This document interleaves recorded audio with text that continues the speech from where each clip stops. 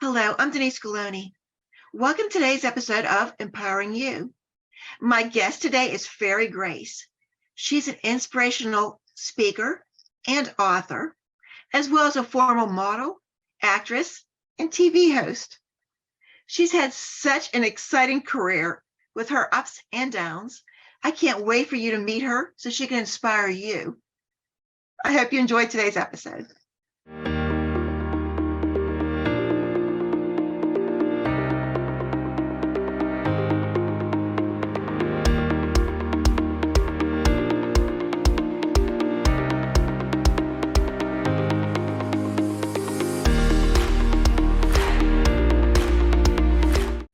My guest today is Fairy Grace. Fairy is an inspirational speaker and author. She's a former television co-host for Channel 40, Cornerstone TV. She's also a former model and actress, having done work for Fisher-Price, PNC Bank, Moen Faucets, and Joanne Fabrics, just to name a few. Fairy started her business, Fairy Grace Entertainment, LLC, which specialized in whimsical birthday parties, professional balloon twisting, face painting, and the ever-cool balloon arches. After 5 years of having fun making her living, she dissolved her company to focus on her family. Life did a 180, and she found herself a single mom and starting out from $0 for the third time in her life. Now, in the present, she married an amazing man, Chuck Carr. They have 3 boys and a fur boy, and their blended family of trials and awesomeness. Going back to her passion, Fairy recently started Fairy Grace LLC, equipping people on how to have joy in their lives, finding their purpose, and having passion in their everyday lives. Fairy speaks to individuals, companies, and organizations. Speak to inspire is her tagline and personal motto. During COVID, she took the lemons of life and used it to start her longtime desire to write books, including a children's book, Wacky Jackie, along with Dance in the Storm and my 30-day prayer journal and planner. I'm so happy to introduce you to Fairy Grace. Hi, Fairy. Thank you so much for being here. Thank you, Denise. Thanks for having me. Oh my gosh, Fairy. I was saying to you before we started this interview, I've known you for years. Haven't seen you for a long time, though. And I was just blown away by your bio. I didn't know half of these things about you. I mean, you have the whole range here, from a TV show co-host, a model, author, someone that twists balloons. I don't know the name of that, but someone that twists balloons, parties, face painting. I mean, you've done all this. Now you've turned it into a whole speaking business. Yes, I feel I could definitely use the coin phrase, a jack of all trades, master of none, because I would dabble in everything. And I think that's just the heart of a creative person. Sure. But I think as life goes on and different trials and tribulations and different blessings and valleys and peaks and mountains, I'm now in a season of writing and motivational speaking. So when I first met you, you were doing the balloon twisting, the face painting. So how did you get started with that? I was Denise. We met at Toastmasters, which I want to give a shout out to Toastmasters. Yes. And I was a newbie, and you were seasoned and primed, and definitely one of the people I looked up to and always enjoyed. I did, and I always enjoyed when it was your time to speak, and like Matt Tom show as well. And I had my company. I was going through a divorce during that season, unfortunately, to my best friend and high school sweetheart, and we remained friends and close until he left and unexpectedly went to heaven. But we found ourselves in a divorce. Unfortunately, he had some struggles that we just could not navigate properly, no matter how hard we tried. And that was a time that I started my own business. I pretty much had very little money in the bank, and I started Fairy Grace Entertainment, which was, as you said, balloon twisting and face painting and doing the balloon arches. Totally fun stuff. I never felt I worked a single day, maybe on tax day, because taxes with an entrepreneur are maddening. And And that's how I started. I started because I saw a lady when I was in my late 20s. She was a balloon twister. I talk about living a under the rock life. I never saw a balloon twister before. And I just fell in love with what she did. And she gave me free lessons. And then I took it from there and did the things that it takes to start anything new, which is always difficult. But I persevered, and I give credit to my husband at the time, Bradford, because I quit 2 times. And then the third time, I was at work and he saw my book of balloon twisting and all my supplies. And he said, "Did you do this?" And I had done like a level 1 balloon. Right. And I said, "Yeah." And then he's like, "I can do the dragon," which was a level 3 balloon. And he Oh, had okay. no lessons. He did not meet like I did with a professional balloon twister. Right. So we made a wager. And I said, "You'll not be able to do the dragon level 3." And sure enough, You did it. Bradford was very talented. He created the balloon dragon. It sat on our oven when I got home.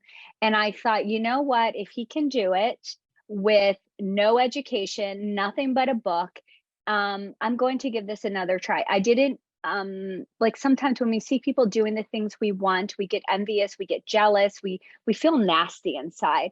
Right. I didn't feel that. I felt inspired to see that he could do it. And if he could do it, so could I. And then unfortunately, a divorce ensued. And yeah, I decided to make it into a business and support myself. And I did for several years. So was that after that you did the modeling and the co-host the TV show, or was that before? It was the same exact season. Same exact time. Okay. So the Same balloon exact time. the side thing you were doing, the balloon twisting and everything. No, the television show was actually the side thing. Oh, okay. Okay. Yeah, my bread and butter was the balloons. Believe it or not, which was one of the reasons when I saw the lady who trained me, she told me how much she was an hour. And it's actually very lucrative to do balloon twisting and balloon decorating.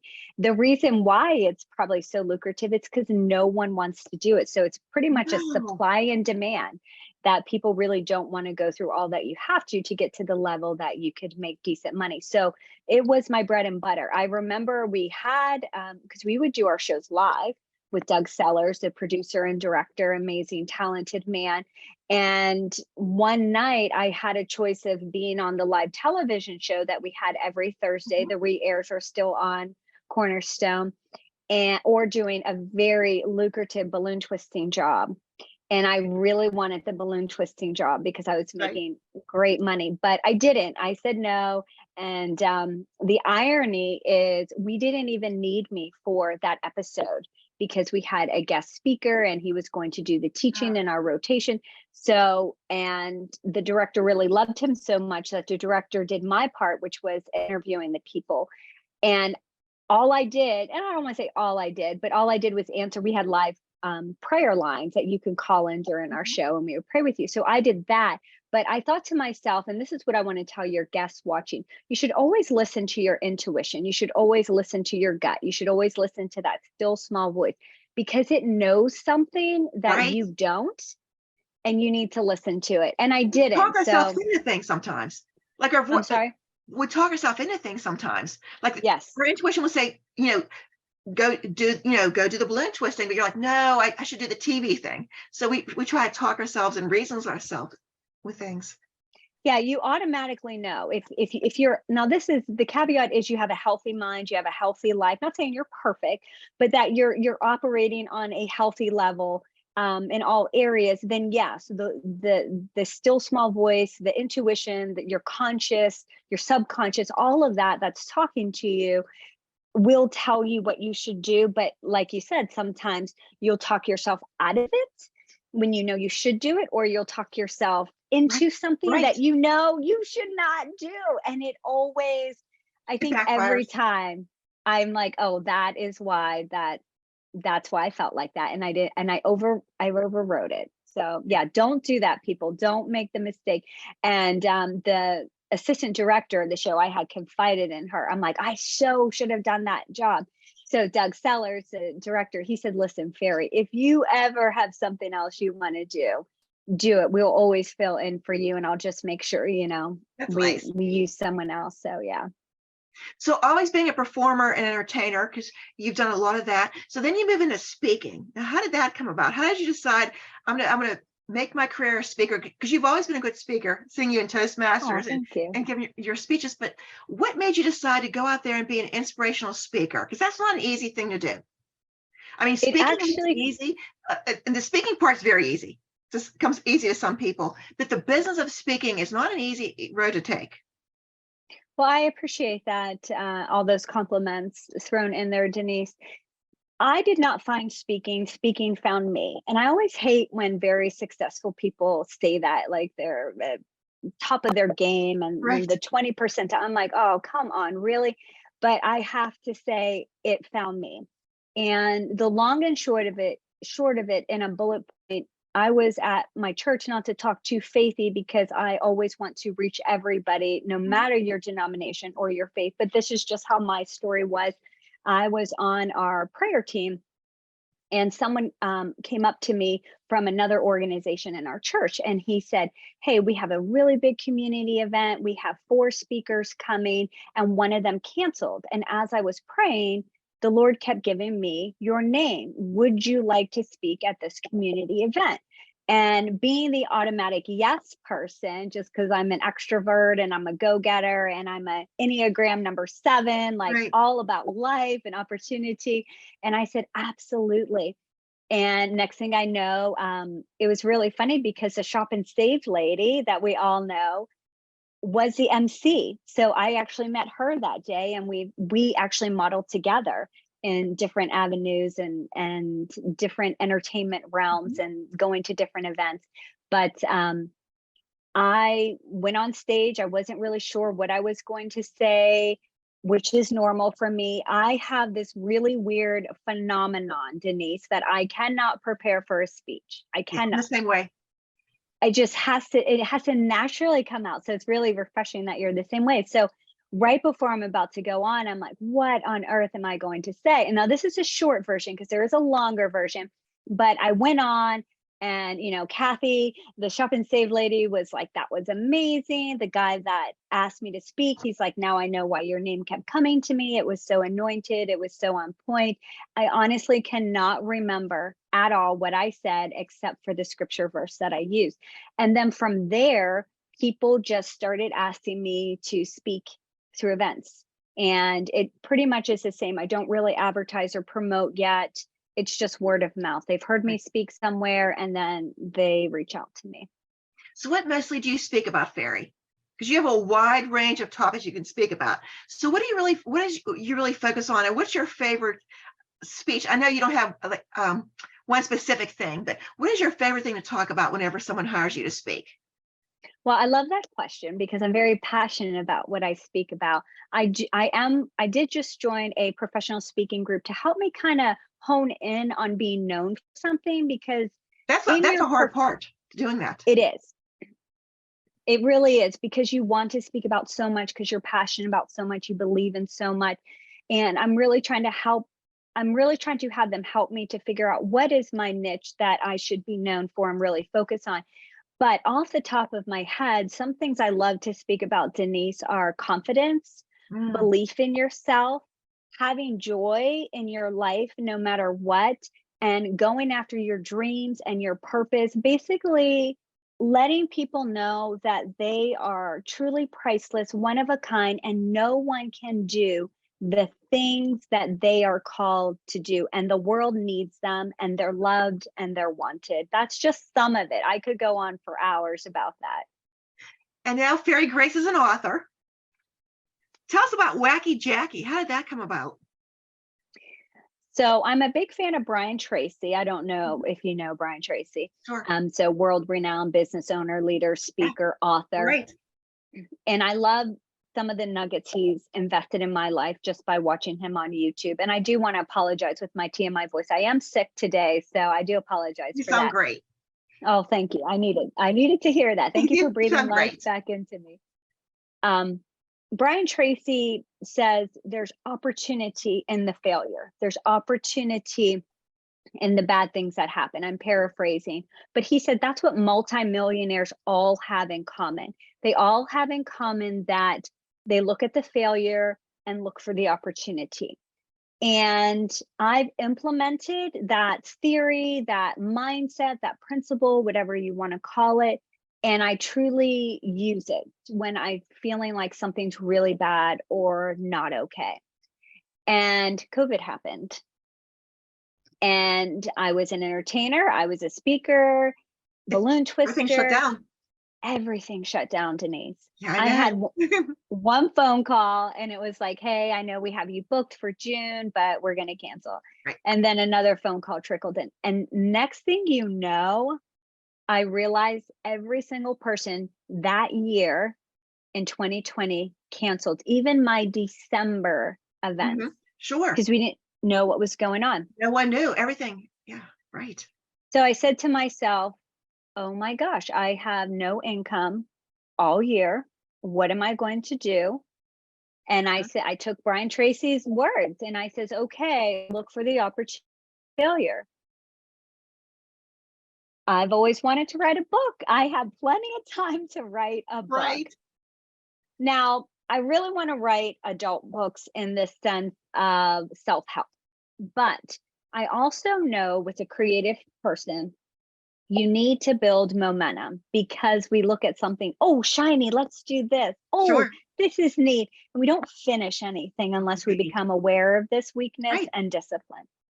So I said, instead of writing a book, which feels very overwhelming, I'm going to write a children's book. And I kind of wrote Wacky Jackie in maybe a day or two. And then I had my husband look at it. And then I got an editor, Paula Maloney. And then I got another editor, Nancy, down the road after that.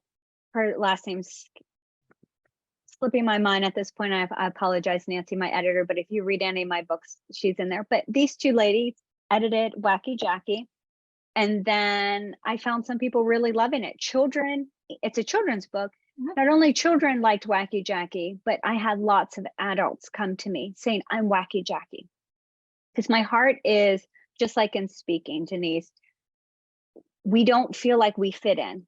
And I don't care who you are. Right. You feel like you don't fit in for different reasons, but the same foundation. And I wanted people to see that just because they're different doesn't mean it's bad or wrong. And women came up to me and said, I feel like I'm Wacky Jackie. I feel like I was never accepted in this world. Awesome. Yeah. And then I feel accepted after reading your book. So it was much easier to make another Wacky Jackie because the character was already done. I had my illustrator. So I actually have the 4th Wacky Jackie coming out this month in February. Wow, that's amazing. So just so much going on, Fairy. I just can't believe it. So now you're a writer, speaker. You've done all these things. What else do you want to do? What is on your horizon? You're saying looking for your purpose. What is your purpose, and what's next for Fairy Grace?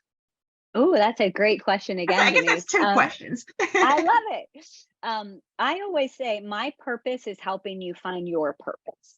Okay. So I always let people know, because my true passion is most of us are going to go to the grave never fulfilling what we were meant to do. And what happens is we're haunted by this, and basically your calling is always going to call you, kind of like Elsa in the second Frozen movie. It's that voice that's always going to call you. You're going to have trepidation. You're not really sure. You're second guessing yourself. Right. Is this good? Is this bad? But until you answer that calling, that voice, that nagging, that thing will never stop until you answer it. So I have a passion to help people fulfill their purpose and their calling. For me personally, I'm all about goals. I'm like, I want to do a book, 10 steps to fulfilling your goals, fulfilling your dreams, because Nice. I really feel this life is so short and you really have to go after it, and you have to go after it hard. And I want to be on a TEDx stage for selfish reasons. The selfish reason is I want to get more speaking gigs. Sure. But the genuine reason is because I truly believe I have a message that will change a life and help someone live the life that they're meant to live.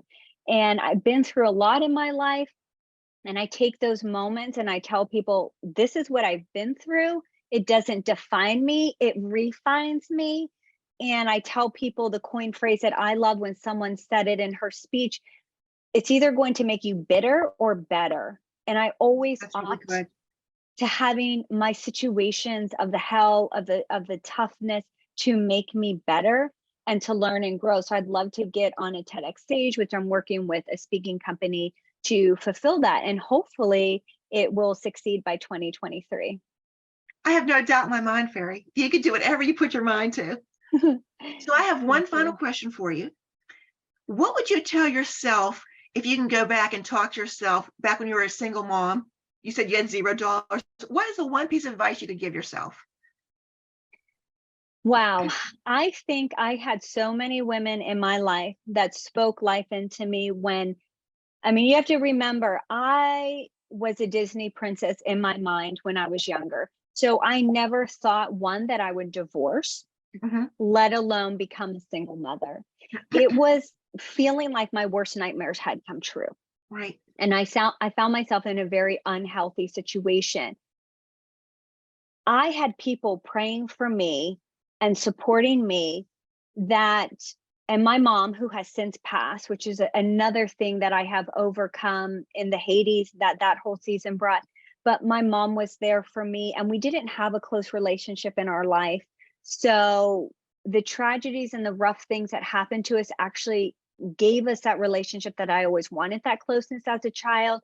So that was a blessing, that something, again, good came out of tragedy. Right. And so I don't have anything to tell myself, because I feel like the wisdom of the women that were with me, what they spoke into me, made me keep going and made me survive. And I have to say, Denise, out of all the things I've done and all the things in my life, I have found nothing harder than being a mom, and nothing harder than being a single mother. And I just want the single mothers out there, because it's hard even when you're not single. But when you're a single mom, reach out to a single mom, send her a meal, send her some money, send her some time to watch her kids, breathe life into her.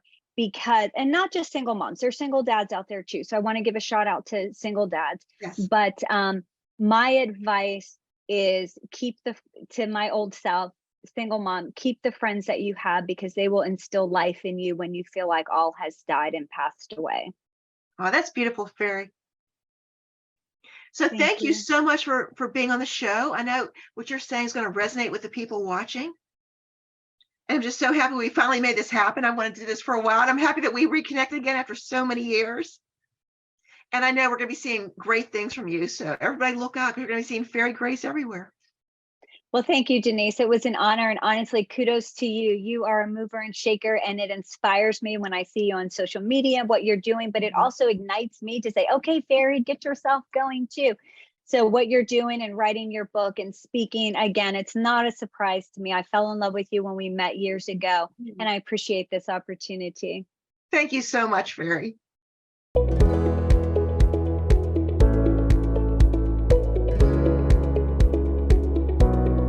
Thank you for watching today's episode of Empowering You. I would like to thank my guest, my friend, Fairy Grace, for coming and sharing her stories. Fairy's had an amazing career, a lot of ups and downs, but she pulled through, and she's speaking to inspire people just like you watching today. I hope you enjoyed today's episode. Thank you for watching, and see you next time.